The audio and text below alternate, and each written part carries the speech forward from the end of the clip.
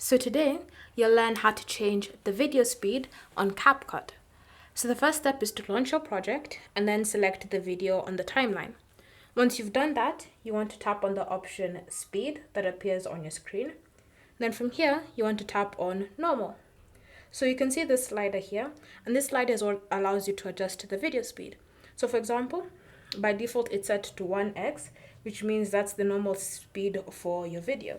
So if you want to increase it, just slide it to the right, and then when you play your video, you'll notice that the speed has increased completely.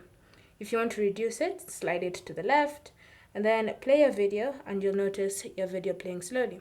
You'll also notice a slight lag, so if you want to stop that lag, you just come to this smooth slow-mo, tap on it, and then choose either faster process or better quality, and that should get rid of the lag. So now it's up to you to decide which speed you prefer to use. And once you've selected your speed, you want to tap on this check mark to save the changes. So now whenever you play your video, it should be playing quickly. If you want to undo what you've just done, just tap on this back button. It will undo it and it will allow you to go back and change the speed to something else. Thank you for watching. If you have any questions or comments, leave them down below and we'll get back to you.